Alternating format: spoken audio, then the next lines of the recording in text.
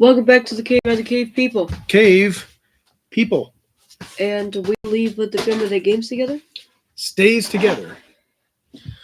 Okay, we have special review for you today.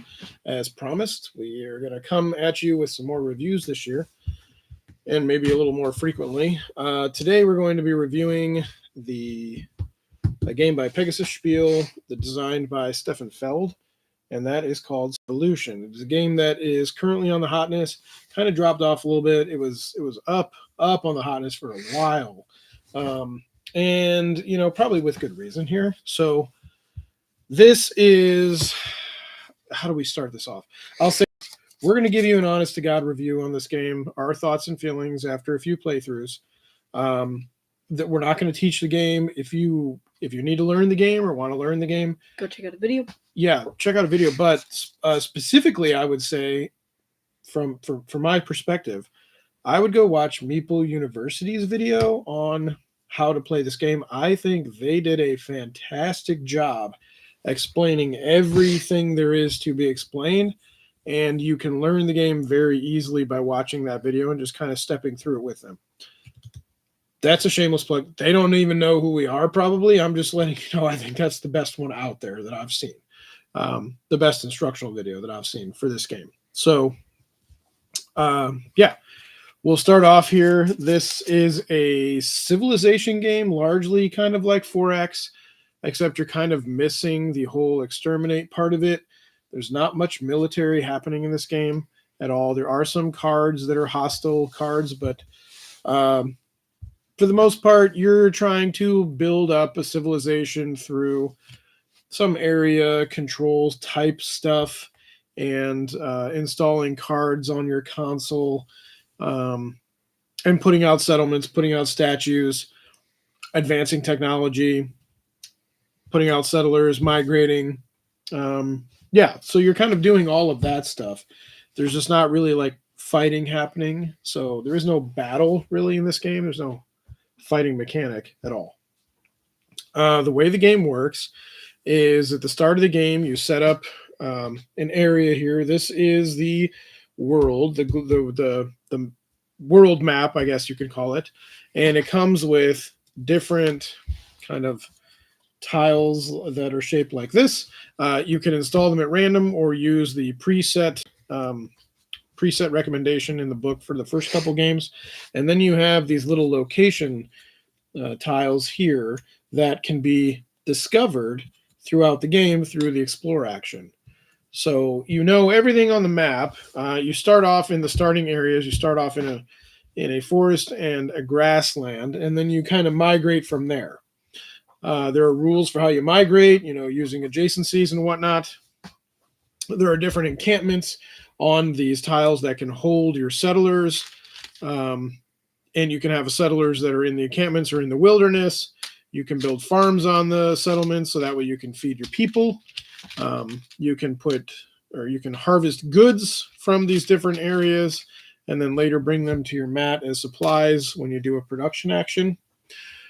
Let's see, what else? There are forests, hills, deserts, swamps, mountains. There's water, grasslands. Those are pretty much the types of land. Throughout the game is played in 4 eras. You are going to alternate turns using dice to decide what action you'd like to take. There are 22 different modules on your console, which Lewis has over there. They're on the right side of your console. And, you activate them by paying the cost listed on the left and right side of each module in dice. So you start the game with 6 white dice and one of these pink dice called fate dice. So you have these 6 white dice, and you'll start out with one of each number: 1, 2, 3, 4, 5, 6. They go on your mats. Put that over there just to show them. They go on each of those numbers down there, and what that does is it gives you the dice that you need to activate your different modules. There's a bunch of different things you can do in this game. You can explore, you can move, you can build, you can grab extra dice. You can take dice from other people if they have more than you or something, and there's no other dice to take. You can activate special actions. You can trigger income. Yeah, there's a bunch of different things in this game. And then there's also what's called features, which are like your attributes. There's stamina, intelligence, dexterity, Composure, expressiveness, vision. There you go. Those are the 6. And you can activate each of those, like I said, by removing 2 of your dice from the dice area, spending it for the turn, and then you're out for that turn. There's basically 2 different actions you can do on your turn. You can either spend your dice or you can do what's called a reset. Anytime you reset, you're moving the game towards the end of the era. So there's a little track here. There's eight phases in each round. Game is played in 4 rounds. Once you reach step 8 in a certain era, then you end the era. You start back over, reset the board, and go to era 2. At the end of each era, there's going to be an end of round scoring trigger here with different multipliers. The multiplier at the beginning of the game is worth 5 times 5 VP times 4 times 3 times 2. So things that you can accomplish toward the beginning of the game are certainly worth more victory points, but more difficult to do.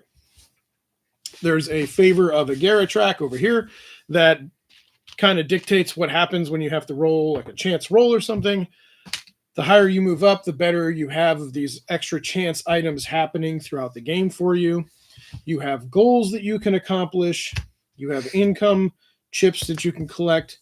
You have attribute chips that you can collect if you meet the requirements. And then you have cards that can be installed inside of your console. There are 5 different levels of your console. You'll score points based on how many cards are in each level at the end of the game. So there's a ton of point scoring in this game. Most of the points that I've seen are scored off of things like having a lot of cards in your console, scoring end of era, or moving up your different technology tracks over here. So there are 5 different technologies. They all correlate to a type of card in the game. They're color coordinated. They're also named, so you don't get confused for anybody who might have color blindness. There's achievement, mutation, building, insight, and invention. And this is kind of like any Civilization video game you've ever played. You do something, you move up the track, and carry out a benefit. Let's see. At the end of the game, when Era 4 is over, you're going to move the token down this track here. You're going to score all of the tech tracks. You're going to score how much evolution you have earned. That's how many feature tokens you have. You're going to score your prosperity, which is another marking on the map that you can earn by uncovering goods or hoarding food and money. You'll score your population. You'll score the territories where you have people. And then you'll score your tableau, or what they call a console. And then you'll score any end of game bonuses that are listed on any of your cards that are installed in your console. Have I missed anything yet? No? Okay. Focus and ideas. Focus and ideas. So if you don't like your dice, in between every reset, you're going to actually roll your dice. So you start with 1 through 6. I think that's just to give you an even split on what's going on in the game. After that, you're going to be rolling your dice. And when you roll your dice, obviously, those are random rolls. So it's in order to mitigate that, you have what's called focus and ideas. Focus tokens count as any 1 die number at all. You can spend them as a die number. Ideas allow you to change a die roll up or down by 1. So that's a way you can kind of mitigate dice.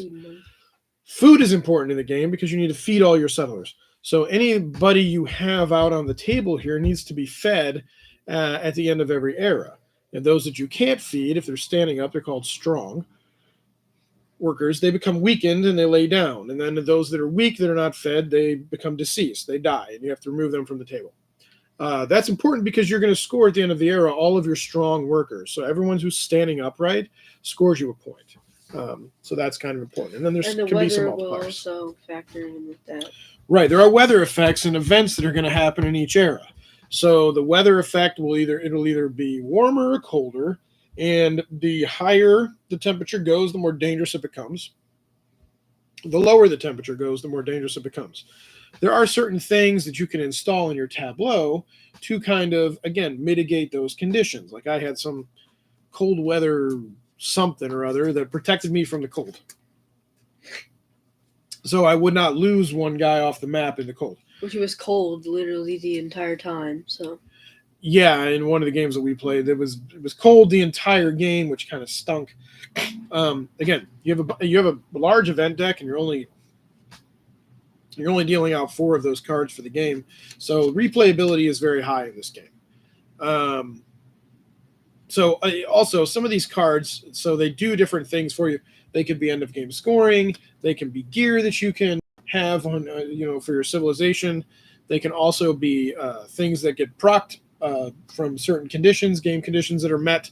So it's kind of a little brilliant way of like engine building involved with these civilization building mechanics, kind of combining those things together.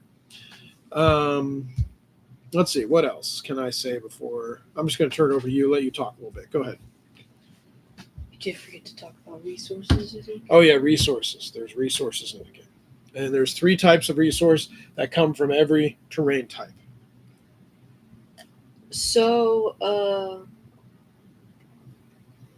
in my opinion, I guess this is just my opinion, this could be in a running for Game of the Year. That's how I'm going to start this off. Oh, we should let you know, too, we're going to count this as a 2025 game. Because it released so late in 24, we did not get a copy until 2025. So for us, this is a 2025 game. I understand that this is a 2024 release, so when he says it's in the running for Game of the Year, we're talking about Game of the Year for 2025. Go ahead. I think he covered everything that there is in the game. My favorite part about playing the game was how many actions you can do. Again, like Ezra Nehemiah, there's always something to do in this game pretty much. Whether it's resetting, sleeping, or actually doing an action. That was my favorite part of the game. I don't know about you. Yeah, I mean, your actions are literally only limited by what you roll on the dice. So you have infinite possibilities, really, to combo together. But you also are kind of shored or kept in check by the numbers that you roll on the dice. So if you roll really poorly and you're out of ideas or focus, well, then you're kind of stuck pivoting in this game. And I guess that's what I like about the game, is that I don't think there's one way to play this game. I don't think this game is one that's going to be optimized. I really don't. I think this is a type of game that it's just free-flowing, constant free-flowing. And so you're going to have to constantly pivot, constantly adapt to what's happening around you, and try to figure out the best way to score points or build up your civilization. So that's what I like about the game, too, is that, yes, there's so much to do. Your options are limitless, limited only by the die rolls. Keep going. I do really, really, really like the artwork in this game. Dennis Lahausen did a great job with this. Lohausen, yeah. He did a great job with the artwork in this game. I love the cover art. Love just like this art. There's so much detail that does go into the art. Sorry. Like with all the resources and stuff are like that. The theme of the game is in the future. Yeah, we're like aliens or something. Maybe even Your alien AI robots. trying to build. You're just playing a game. You're like playing a game to build the best civilization. So like you're like basically a demigod that could do whatever you want to do, and so you're just screwing around trying to build the best civilization possible. Yeah, you're basically AI and you're trying to build the best civilization in the game. There is a lot of point scoring in this game. I think we both got well over 100. Yeah, so there are threads on the forum of people scoring 350 points, 330, whatever it is. We haven't figured out how to score that many points yet. I'm not really sure what those folks are doing, but I'm not trying to illegitimize anyone's score. I'm just saying we are amateurs when it comes to this game. Our scores are nowhere near that level yet. We're still trying to feel our way around the game. I will say that I enjoy this game solo as well. I think this game plays very well solo. And I don't know who to give credit to on this, but I would give somebody credit. If somebody just tells me who to give credit to, I'll do it. But there is an app that's been like a web app that's been built to aid in the solo play, and this thing is brilliant. Whoever put this together, thumbs up to you. It's much better than getting all the AI stuff out, clunking through all of that. It automatically guides you through everything. So you can even use this in your regular game where it gives you what scoring tiles to play. It randomizes the scoring. It randomizes the continent for you. It tells you, where to put all these tiles out here and whatnot. So it's fantastic. I am going to use it every single time I play solo, now that I've used it already. It's great. So this game plays great with 2, plays great with 1, 2, 3. Those are the player counts that we have experienced so far. Have not played with 4. Don't know. Might be a little too long. Don't know if I would want to. Well, so excuse me. That is one thing that maybe we could talk about. The game could be long. It could be. Could be long. Is a stretch. It is going to be long. I think. Yeah, okay, it's long. I mean, they say 120, I think, or 90 to 180. 120. 90 to 180. 90 to 180, and they're not really shaving anything off there. I think it's reasonable to assume 3 hours about. In a solo game, you can definitely get that done in 90 minutes, maybe even an hour, once you get really slick with it. 3+ players are going to be here 3 hours, I think. Yeah, and 4+ players probably might be there. But it's not going to feel like that. Like, I don't think it feels like that. It doesn't feel. The game we played with 2. The first time we played the game with 3, we started, we finished, we looked at the clock, and we're like, holy crap. Like, wow, we took a long time to play a game. But nobody ever knew or even thought that we were taking that long. We finished. Yeah. We started about 7. We didn't even notice. It was like 11:30 by the time we finished. Was it really? Yeah. About 11:30 by the time we finished. But that would have been the first time we played it. That would have been the first time. Yeah, the first time we played it took that long. But, the more you play, the shorter it gets. So, but it can be long. And I know that there are some people out there that have talked about this, how this game might not be for them because it's too long. That's okay. Here's my honest to God opinion. I think this is Stefan Feld at his best. I think this game is fantastic. I am not a big Civilization game player. I'm not very good at Civilization games, but this is brilliant, and I love it, and I just want to keep playing it. Again, it's kind of like, what I say with Rise and Fall, because I wasn't very good at Rise and Fall. But, like, for some reason, something is pulling me back to the game. It just pulls me back over and over, and I want to just keep playing this game over and over, probably because there's so much to explore and discover. Yes, and Stefan Feld also came out with Burgundy this year. The deluxe version of Castles of Burgundy release. Which, that is a short game. Well, it's far shorter than this, that's for sure. A lot shorter than this. We're not going to talk much about that. We'll probably talk about that on a later date in time. I really like how you always have something to do in this game.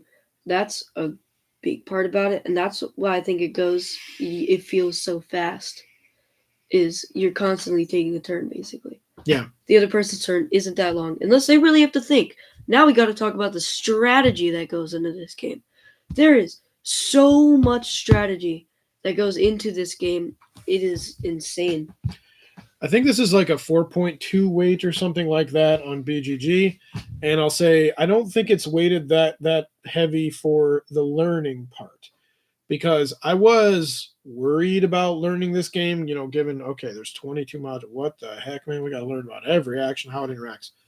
Learning the game was easy. Mm-hmm. Playing the game, mastering the strategy, figuring something out, that's the tough part. That's your 4.2 weight. This is a super heavy game in the way it's played. Yeah. Not necessarily learning the rules, okay? But you're going to be here a while trying to figure out how to play this thing. Yeah, you're going to be here for a couple times, a couple of playthroughs if you want to learn how to play this game. And another bad thing fully. might be that I don't know that this is noob friendly if you have a group of people who have played this a True. lot together. Yeah. I don't know that it's very welcoming to someone who's new. Well, it's welcoming, but I mean, you're going to get crushed, like absolutely stomped by people who know how to play. Like, that's not to talk too much about Burgundy, but I played that the first time the other day. Him and my mom played that before. They railed me. Yeah. I got destroyed. But that would be something similar to what would happen out here. So, Yeah. like the first time you play this game, if you're playing with veteran players, expect to get crushed, but also expect to learn a lot and observe what other people are doing at the table. So, and if getting crushed isn't as fun and you don't want to come back to the game, I would still recommend doing it just one more time to see how you like it. Yeah. Because you'll learn a lot through the first playthrough, and then probably by the second you'll catch on a little, and then probably by about the fourth you'll probably know what you want to do. Yeah, I mean, again, like I said, this is one that I just want to keep coming back to and keep playing and try something new every time. So it does that to you. It sucks you in that way. Mm-hmm. I don't know. I think this game is brilliant. I like it a lot. It's definitely for me. I wasn't sure if it was going to be for me. I actually bought it for Reynolds because I thought he would really like this game. Does he? Which he does. He likes this game a lot. But I didn't know that I was going to like it as much as I do, which I'm glad that I do because now I can play it solo if I need to without them around. So now the thing about this game is it's going to have to survive 12 months on that top 10 list. And that is hard to do. Ezra Nehemiah survived 10 months. Yeah, 10 months on my top 10 list to win my game of the year last 2024. year. 2024. For me, it was that was the game of the year in 2024. It got number 3 for me. Yep. Yeah, this game is going to have to survive some sort of trek like that. There are a lot of good games coming out in 25. I don't know if 25 is going to be as good as 24. 24 was a great year. 24 was probably the best year that I've had in gaming. But this, it could get there. And again, like I said, we're counting this as a 25 game because we just got it in 25. That's when our copy arrived. Speaking of that, please check out our top 10 of 2024. That video is not doing as well as we would have hoped. We would hope that more people have seen it by now, and it's not gotten a whole lot of views. Yeah, probably because we posted a little later because we had some delays to post that. Yeah, we did have some delays, but I think it's one of the better videos that we've done. So if you like our stuff or like listening to us at all for whatever reason, I would encourage you to, go give that video a view and then give it a like for us to help us out. Maybe even give us a subscribe if you're not a subscriber already. Again, none of this, we don't earn any money from doing any of this. We do this out of pure fun, pure enjoyment. Yeah. Just because we like to. So we're just gamers, core gamers at heart, and we're trying to bring you the news as we see it without strings attached. So none of our videos are sponsored. Nobody told us to do this, and nobody's paying us to say good things about Stefan Feld's new game, which I think is great. Which we did say good things about it, so good job, Stefan Feld. I don't have too many bad things to say about this one. This game's incredible. Go get yourself a copy. It's not that expensive. I think for what you get, wooden components, meeples, and all that sort of thing, it's fine. It works. The theme here is present in the game the whole way through. You really feel it. You might not feel the whole hey, we're aliens that are playing a civilization game, blah, blah, blah. That doesn't really matter. You definitely feel that you're playing a civilization game like you're building a civilization. That you can feel the whole way through. There's no doubt about what's happening here. So I love the theme. The components are good for what they are, and the system itself is incredibly streamlined and very well done. All right, let's talk about future content. Closing comments about this first. Closing comments. It's a great game. That's all I have to say about it. It's an amazing game, and I think we'll be playing it still by the end of the year. Still trying to figure out things, because there's always mystery in this game. No matter how many times you play it, you learn something new every time, I feel like. Yeah. This one's staying in the collection for a long For time. sure. Maybe forever. I don't know. We'll see. But it's definitely staying in the collection for now. So we've added it to the collection. We've added it to one of the important shelves over there. We've given it its own space. Future content. So we got the new Witcher set coming out, like the new Witcher set coming out, the one with Yennefer and blah, blah, blah, whoever. Those should be here very soon. Those pre-order. That was unmatched. We got Castles of Burgundy. We could do a review. We may do a Castle of Burgundy Deluxe Edition review. I haven't really decided yet. This game's been out a long time, and people have done reviews on it. Really, we would just be reviewing like the deluxe version. So, maybe is that count as a 25 game though? That's kind of tricky area, but I mean, I guess if you played it for the first time at 25, maybe you can count it. You can get away with that. I'm okay with that. Let's see what else. One of the new solo games by Scott Alms there in Button Shy, called A Nice Cuppa, just came the other day. That was another Kickstarter, along with the expansions for Insurmountable, The Last Lighthouse, which was my number 10 game of the year last year, and a couple of other ones, Ugly Griffin and some stuff. But I'm playing through those right now, so I'll keep you abreast of that knowledge and what's going on. We're also in the mid-season of Baseball Highlights, 2045. That's Mike Fitzgerald's. We have already done an introduction video, basically. We did an introduction video, but we also played through the first series of each match. Off camera. So we'll be bringing you some coverage and footage on that too, with some news along the way. Maybe when that's over, we'll do another unmatched tournament. I'm still going to put together for you the top 10 flops 2024, and then I think we should do top 5. Okay, top 5 flops. I want to do that too. And then the top 10 lessons learned entering into the board game hobby as new content creators last year. So those videos are promised. They're coming, without a doubt. So just please keep your eye out for those things. And then, watch our previous content. It helps motivate us to get us in here again. And we kind of just like doing it. So, anything else, man? Nope. All right. I guess with that, that's going to be all from the cave for now. We're under 30 minutes, which is another thumbs up. That's a great thing. Yeah. So we'll be coming back to you soon here. And as always, thank you for watching. We appreciate your support and your viewership. See you next time for the cave. Deuces.